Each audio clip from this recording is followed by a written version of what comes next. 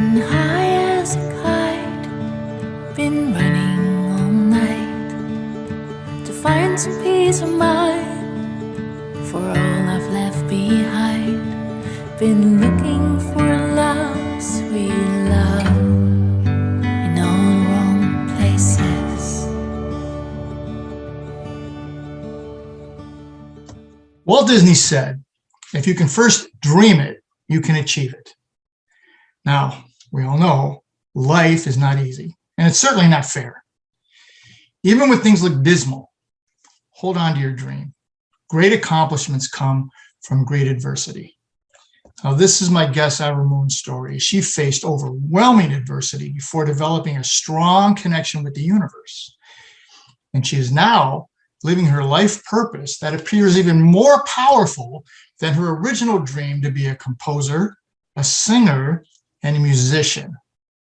She discovered music is a very powerful healing tool, but there's more. There's just so much more.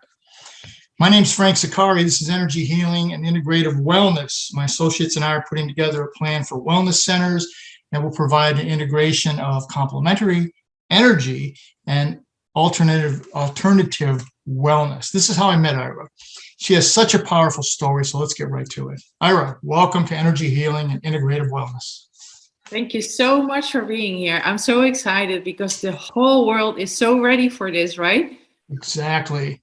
Just before we went on the air, Eyra and I were talking about the energy of self-love. Touch on that, would you? Oh my. Can we talk about that all day? It's my favorite topic. Sure. Surely because I didn't have any of it, or so I thought. So my mind thought, I should say. I've been looking for self-love in all the wrong places. It's like the song. It's called self-love, So yeah, and I now am finally discovering that is such a powerful energy. That when you find self-love and just by being self-love, you inspire others, and other people may want to feel that too, because we're almost all of us have not been brought up with a lot of it. Yes. So it's sort of a search, and in the beginning we start to search for love with people, with other people, with confirmation.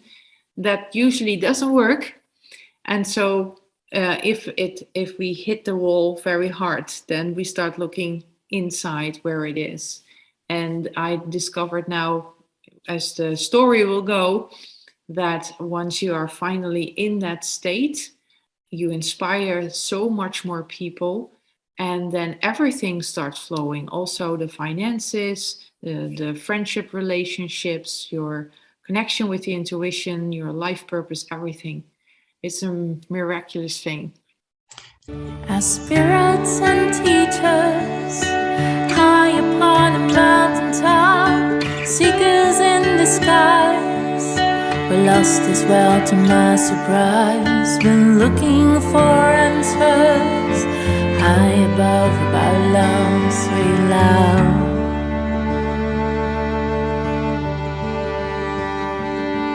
Been running all night, high as a kite.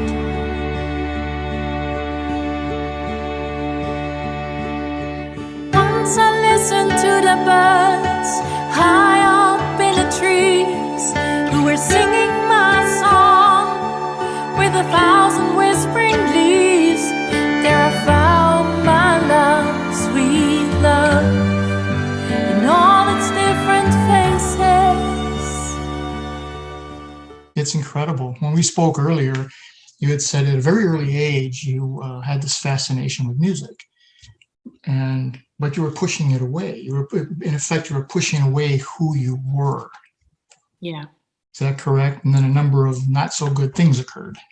Yeah, not just music. Also, it was actually all the good things. So it was music, and it was the right relationships I pushed away, and it was my ability to tune into stuff and to see, how do I say them, things that we cannot usually see with our human eye. So I saw energies and I saw lies. I saw when people were lying, and I've seen some energies and around trees and people and strange things. And that I also pushed away. So in that, I was actually rejecting who I really am. Mhm. Yep. Your journey, you had a lot of challenging events that would have probably taken up. A lot of people could not have recovered from some of the things you told me. And then you see if you found a way. And then you said, I became soul-led. So Yes. what is soul-led? Soul-led is living as much as you can without a plan. And that sounds very naive. So let me explain. Of course, I have plans. I have a calendar and I have appointments. And otherwise, I would not be here on time with That's you. right. But let's say that something happened today and my soul would say, I'm very sorry for Frank, but you have to cancel the meeting because something more important has come up. Then I would really weigh it down. And the most beautiful thing is that we are learned at school, and our parents and everybody with beautiful intentions, by the way, mostly. They teach us how to follow rules of society, and often, of institutes that happened like millions of years ago, and we're still following up those rules. But times change. We have evolved, and the whole planet is evolving. So how can you still hold on to those old ideas? So what I usually do lately, as I've learned throughout my journey, is to sit in the morning and ask, okay, now what? And then my intuition will speak. And sometimes it says, today you do not do anything. You start with a warm bath. But it's a Monday, I should work, right? Do I have something in my calendar? Yeah, you have at 1:00. So until 1, you can go into bath. Or go to the forest and, oh, by the way, bring your camera. And you go to the forest and there they are, like 20 deer or so in the middle of the mating season. And you have the most beautiful shots ever. And your heart opens up from everything that's happening. That was not in my calendar, right? So that's being soul-led. What's in my highest good? And always in the highest good of all, because it cannot be an egocentric kind of thing, because that's not living in truth, and that's not being soul-led. So it must be in the highest good of all. When we spoke a couple of weeks ago, and you were talking about the connections, you were homeless for a while, and the connections you were making with complete strangers, and then you had a bird on a pole story. Share that story. Okay. So I had, because of beliefs, many beliefs, I'm not good enough. I'm not beautiful enough. I am not lovable. I should wait for the wrong people to fall in love with me. And my life went down the drain. And before I knew it, as you said, I had absolutely nothing anymore. And it made me so numb, because I really felt that one person was the love of my life. And we had such a great time together, such an incredible connection, that I could not understand the universe why they would take that away from me. And so when I finally lost everything, I had at least an old camper van, so I could have a car and a house. And the Netherlands is very wet always. Yes. And cold. So in September already, I had to get the hell out of here, because it wasn't healthy to stay in a camper van that was 41 years old. I drove all the way to the south, and I felt, do you want to hear the whole story? Sure. How I got there? Okay. So I left with 150 euros in my pocket. That was all I owned. That would be around, let's say, a little bit more than $120. That was not much to go to the south, of course. But I was at that point, I decided, okay, I have no option. So just guide me, show me the way. And I started to drive. And just before I drove, by the way, I did put a message on the Facebook group where I had coached people for a very long time for free already, just by helping. I didn't want to earn anything from it. And then those people started to bring bags of stuff to me, to my van when it was still in Holland, with food, with warm blankets, with candles, name it. It was so wonderful.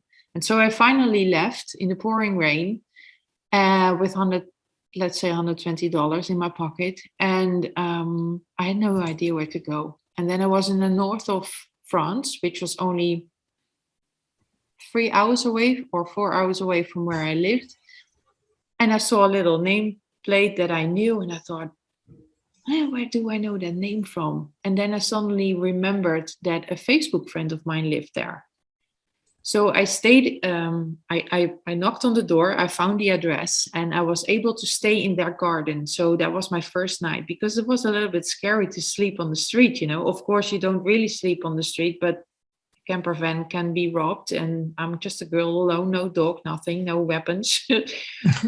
So yeah, that was a bit scary. And so it was very interesting, because every time when the daughter and the father went to their work, the lady, only in French, wanted to talk to me with two computers next to each other to translate what she was saying. I know a little bit of French, but not that good that I can coach in it. So I coached her with a problem that she had. And after 2 or 3 days, she was feeling so great. She had been fear of the street. I don't know how you say that in English, but she had not been on the street for 25 years. She put on her coat with her husband, and we were like, what are you going to do? And she said, me, I'm going out. So that was really cool. So after 3 days, I wanted to leave, but I had a flat tire, and it was weekend, and my camper van was so big. The garage did not have my size. So I had to wait a few days, coached her again, and then I finally could leave. And then my engine fell underneath the whole car. Long story short, it took me 8 days before I could leave that wonderful family. And all those days I coached that woman. And after those days I could finally leave. She gave me an envelope with 360 euros in it. So I suddenly, and I did not spend my old one. So I had like, let's say $400 suddenly. And so the whole trip went like that. I was just guided to go to this person, and I received food there or shelter, and always in exchange of something. I wanted to do something back. So finally I arrived in Spain. And there it hit me that I'd lost everything. I was there all by myself. It was freaking hot. It was summer. I had no money left, because everything went into the petrol of the car, and I needed not just food, but mostly water. So I just sat there and felt numb. And at some point, I did find a little bit of coins in the sand, and then I could buy some water. This is the first time I tell this publicly, by the way. Anyway, so one day I was sitting again next to my van early in the morning in the shadow, when I had found a little bit of more money, and there was a little birdie on a pole.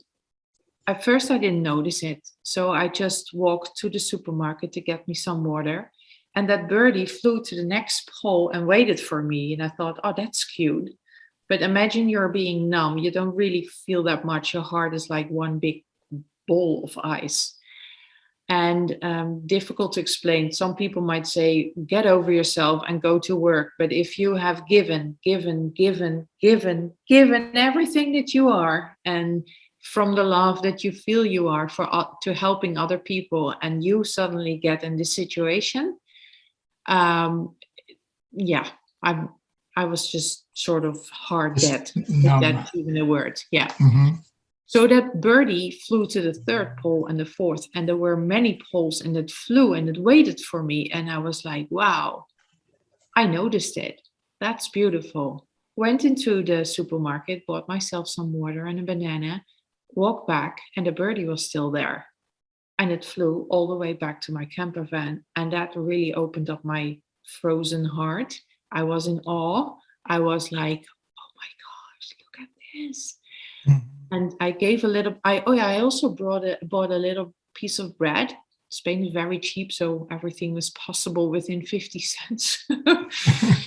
And I gave some crumbs to the birdie and he took it and then he flew off. And I was not sad about it. I was just so grateful that this very strange thing happened, that it sort of opened it lifted up my frequency.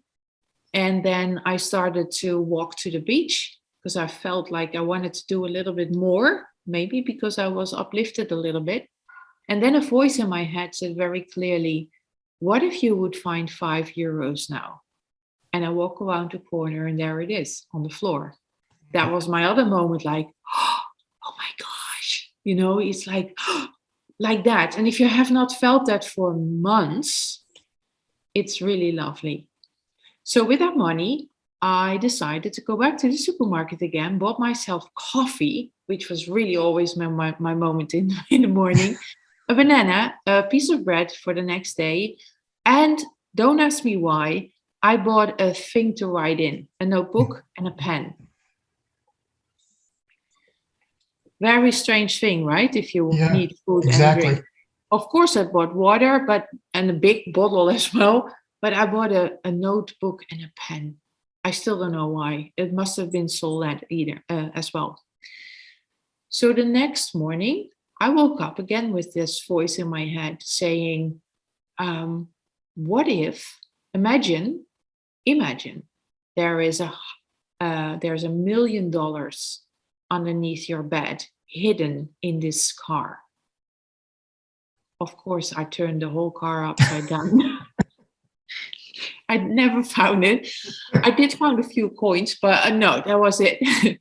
And then it said, no, silly, just imagine and write it down in your book as if it's a journal of make-believe.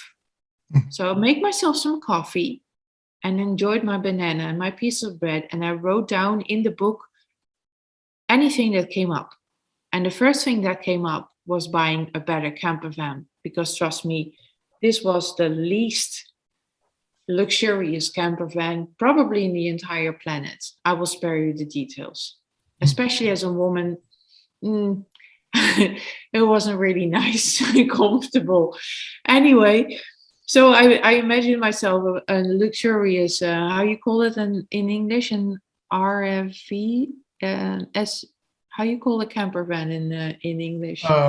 It's either a motorhome or an RV, recreational vehicle. That one, yeah, that thing.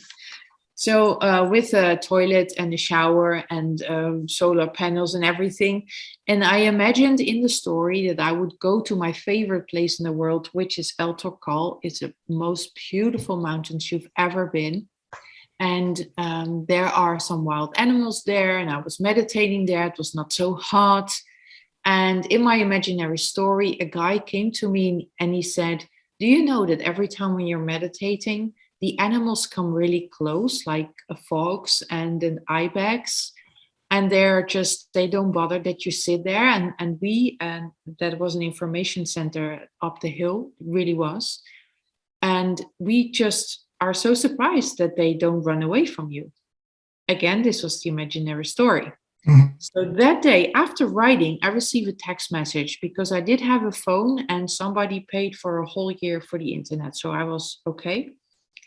And that really helped me listen also to meditation on YouTube and Abraham Hicks kind of people.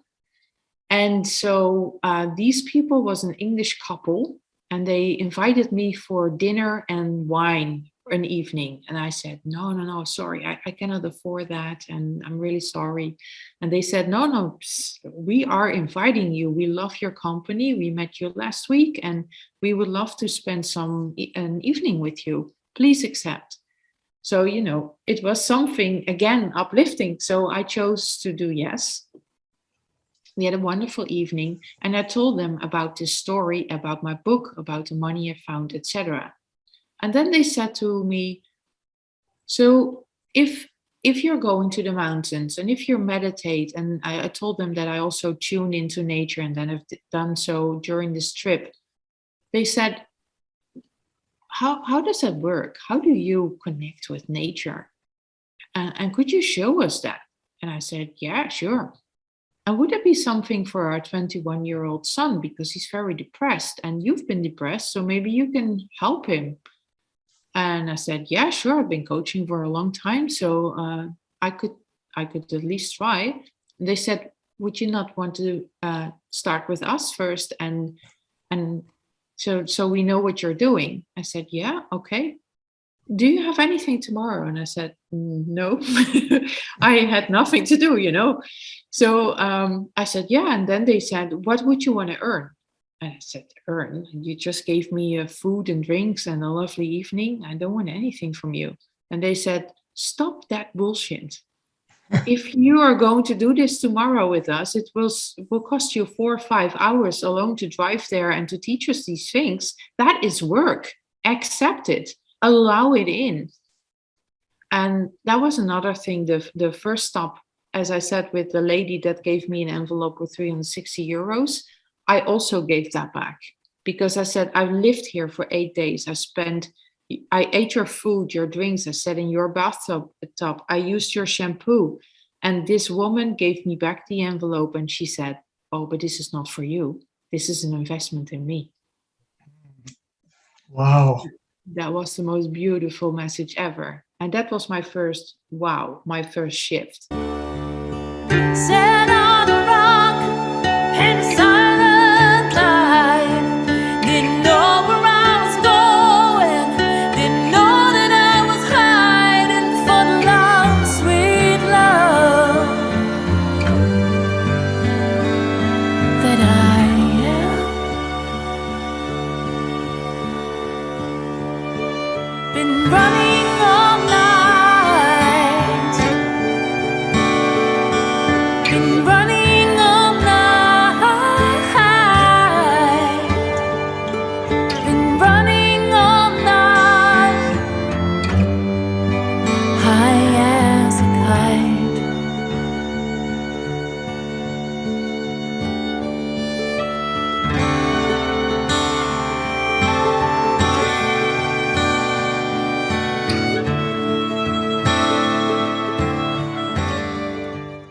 Right.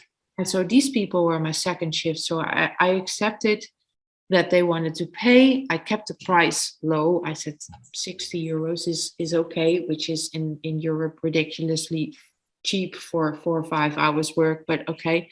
And lunch. So we went there. And you guess what happened? My story came true. First of all, I went to my altar call, which I wrote the day before in the story. Mhm. But second of all, I gave them an assignment to go into nature, and meditate was a big word for them still. So I would just keep it simple and say, just look at things and see what you get. What does it represent to you? Something like that. And each went their own way, and so did I. And I went up and I sat on a rock and I meditated, and then I heard stones drop behind me. And I looked around, and there was a mother ibex with her child on a very close distance. So my story had come true. Wow. That's incredible. That's amazing. You mentioned Abraham Hicks, and you said you guys saw some YouTube videos. What did you learn from Abraham Hicks videos? That we are energy, and our focus in society and education is that you are a human being. You are, but it's this. And the rest that we don't see is up there in the universe. Mm-hmm. And there's a spark of that universe inside of you. And that piece of universe is experiencing itself through you. Not only through you, but also the plants behind me and anything, animals. And the universe is everything, is all energies. So if you want to be something, but you are in lack, there's this thing as the law of the universe, which says that the same energies attract. So the BS that people are saying opposites attract, it's not true. The same energies attract. So if you are in lack of self-love, you will attract a partner who is in lack of self-love. It may feel like you have an incredible connection, but in truth, you feel that connection because you both missed a lot of love. So I was poor as can be in a sense of money. And then I discovered that because I had all these lift up moments and all these things from my writing journal became true, I wrote them. And when I wrote them down, I saw it. And when I saw it, I felt it. When I felt it, I am it. That's why the people connected me to have a wonderful night. That's why I earned 60 euros plus lunch. Many more things happened. I met people that had a villa exactly as I wrote it down in my journal, with a grand piano with sea view. And it just took me, do you like to see something else? We're going to our villa. If you want, you can look at it. We went in the villa and they said, we need actually someone who would like to clean it. And if tenants come, that you do the key exchange, etc. And if there are no tenants, by all means, use our villa and play on our grand piano. Wow.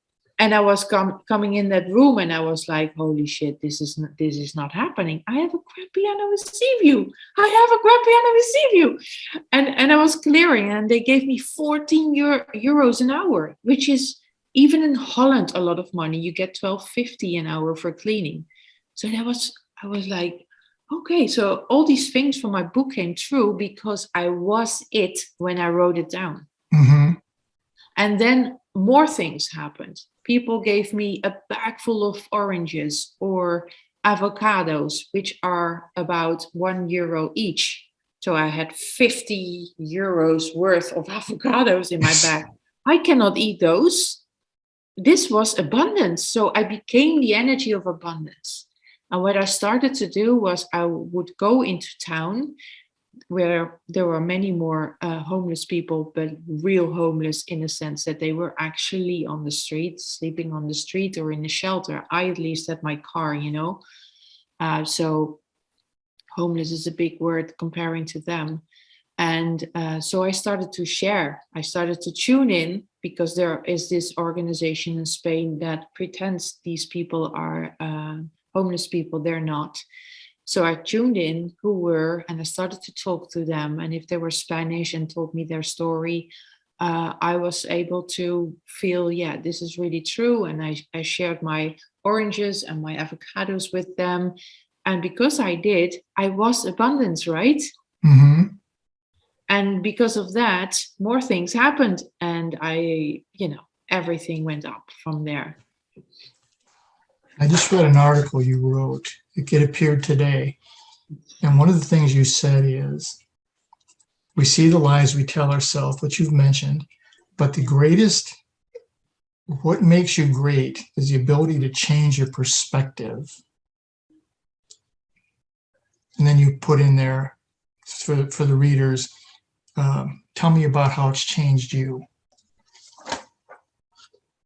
Tell us about this changing in perspective that was occurring to you. You found abundance, you found this caring, and then you found your music again. You know what it is? When you see yourself as not good enough, nothing changed. If you would put myself a few years back and the me next to, you would see exactly the same person. You would see exactly the same person. But I, the one that observed myself, that perspective changed, right? Because I thought, I'm not good enough. I'm highly sensitive. I feel this huge weight on my shoulder of the earth. And it feels like, and people don't believe me when I say certain things are about to happen. Or I don't see ghosts anymore, but when I was little, I did. So I felt there was something wrong with me. But now I realize, as a spark of the universe, like all of us are, there's nothing wrong with me. I am greatness, not in an ego sense of way, but look at what we can do. We can change our perspective. What in the universe can do that? I mean, rocks, plants, trees, they're all amazing. But can they change their perspective about themselves? And in doing so, the whole journey I had, it became self-love. Mhm. And not in an egocentric kind of way, but it became love. Let's call it universal love. I am full of love. It's my gosh, it sometimes gives me butterflies, and there's not a person to project it on. It's just there, like an instant, or like a constant stream is flowing through me. Love, love, love. That is why we are here for. That is the greatness that we are, to transform the negative, the mind lies that we picked up along the way, most often very subconscious level from our parents and the people around us. And these were beautiful people and beautiful souls. They didn't do anything wrong. Even if they did anything wrong, it was because they left from a space of not having self-love. That's what's causing all the suffering in the world, all the greed, all the fights, all the everything. But if you are self-love, pay attention, because this is the most beautiful thing I discovered lately. We help to expand Earth. Earth is evolving right now. We're going to the 4th density. And what does that mean? It means that we as a species are becoming lighter. Why do we need to become lighter? Because the Earth is about to evolve, and it scares the crap out of us. We somehow feel something's going to happen, and we have no clue what it is, and that's scary. So we put the brakes on. When we put the brakes on, the evolution will go slower. So we first, as species, need to evolve, and we do that by clearing our shit. Sorry. It's okay. It's okay. I'm Dutch. I'm Italian. I say the same thing. Oh, okay, then it's okay. Faffaculo. Anyway, yeah. So by clearing that, our limiting beliefs are, I'm not good enough, I'm not lovable, I'm ugly, I cannot do this. All those things that are not true, because we are the universe. We are not our ego mind. We are not our thoughts. We become lighter and lighter and lighter. And in being so, we're helping the planet become lighter and lighter so it can expand. That's where we're going to. And it's just the 4th and the 5th density. And we go way more up high. That's incredible.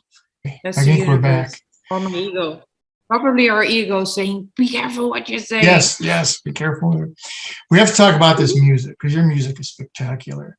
And you said to me you were sure that this is your life purpose, but you were saying, I'm not getting any flow. And you met somebody who said, it's not your life purpose. Expand on it. That was a moment that I was like, what? Yeah. Wow. So I've always felt that I wanted to make music from the heart. So I didn't fit into the pop scene, although I would still want to be on a Coldplay kind of stage, don't get me wrong. Not from an ego kind of perspective, but because we can reach many people. And so I didn't understand the universe. Why, if I would want to do this from the heart, would you not give me a Coldplay or Snow Patrol kind of career, right? Because then I can help awaken a lot of people. And 2 things are going on. First of all, the universe always says it starts with you. So if you don't give the music for you, but are doing it so that other people see you, that was my first mistake. As a young child, I did music because then finally people saw me. Well, that doesn't work. And then I did it because I wanted to help people. But the universe says, what about you? I am you inside you. So the universe only gives to those, support those who see themselves as it. Mm-hmm. So that's what I needed to do. I first had to see myself as the universe and then flow in music or whatever. It doesn't matter anymore. Music is a vehicle, but my life purpose is a messenger of truth. I've been tuning in all of my life without calling it like that because I didn't recognize it yet. But I have actually always done so. To send messages from the universe here, to write it down in articles, to bring it into songs.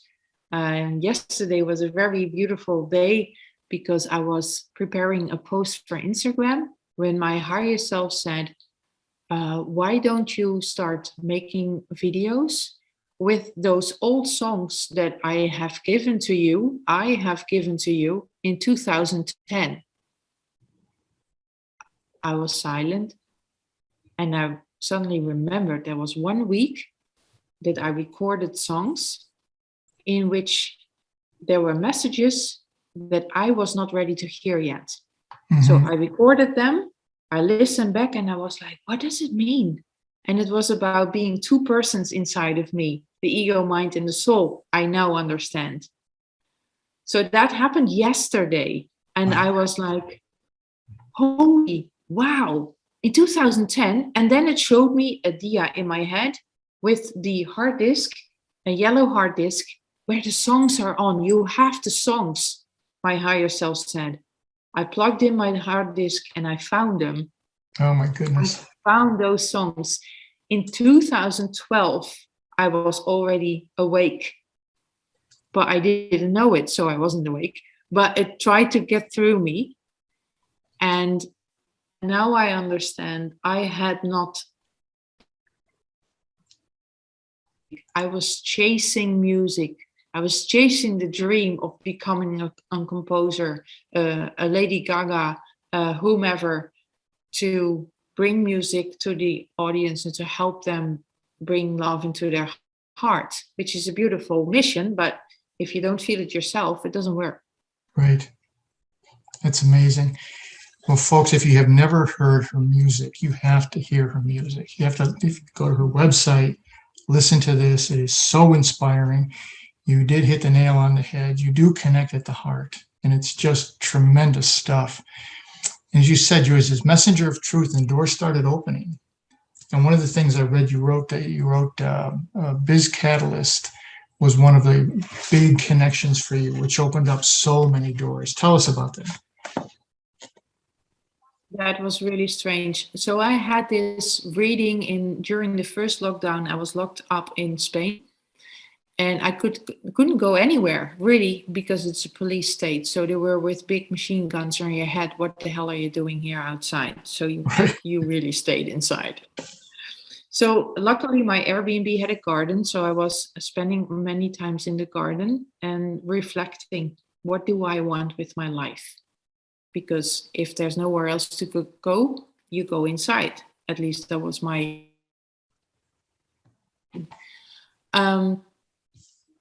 And I've noticed that there was not really flow in my life. So I looked at my savings. This is only recently, so I had a little bit of money already. I had worked in the meantime and I got money. And so I did a reading with Daniel Wegner. He is from the Intuition Wisdom Institute in Australia. And he tunes in as well. I've always seen him as my twin brother because he is my masculine version. And because I feel so related to him because he does what I do, but much better because he's practiced more. I had a session with him and he was the one that said to me, music is your vehicle, but your life purpose is a messenger of truth. After that reading, I think 2 days later, Dennis from Biz Catalyst contacted me he had heard about me through Eileen Bild, our mutual friend. Yep. And he had said to him, you should really contact Eyra because she has some amazing articles that would be really beautiful for the magazine. So, there it was 2 days later already, Flow. And I started writing for Biz Catalyst, and there I found for the first time mind like it people. Yeah, that's English. Like-minded people. Like-minded people, yes, better. Sounds better. So it was the first time I sort of felt home with people. And another miraculous thing happened that composer Tony Anderson, an American composer I have been a huge fan from for a very long time, asked me to sing on his album. Mm-hmm. So when I was there, that was really wonderful. I did not have my equipment to record, of course. So that became much later when I was already back in Holland, when I was finally able to travel. So that were, two big flows that were happening all of a sudden. That's incredible. Yeah. Well, Eyra, we're just about out of time. What last thoughts do you want to leave with the viewers around the world? Try to find your life purpose and realize that a life purpose is not as big as everybody is trying to make it believe. The first thing you have to realize is that it is becoming self-love. When you really are in self-love and the energy of it, that's the most important life purpose we have. And what you do with that doesn't matter. You don't all have to become a coach. You are doing the same way, actually, with everything, with the health and the frequencies and interviewing us and bringing it out there. Biz Catalyst is doing it.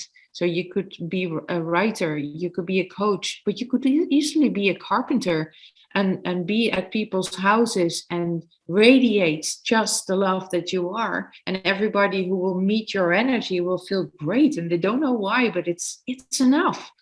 We are good enough. Mm-hmm.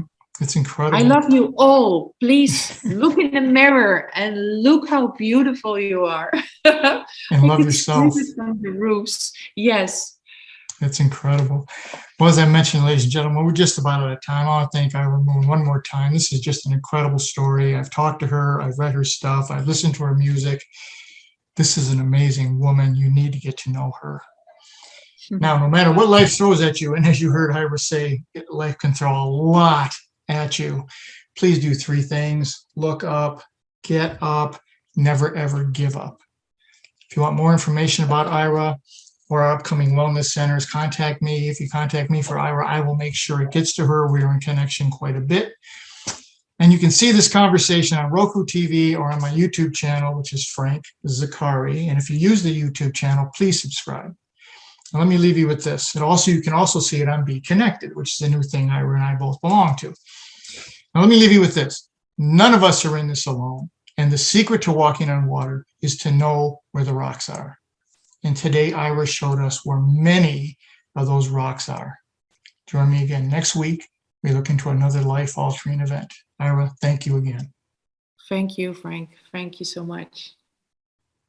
Been running all night, high as a kite.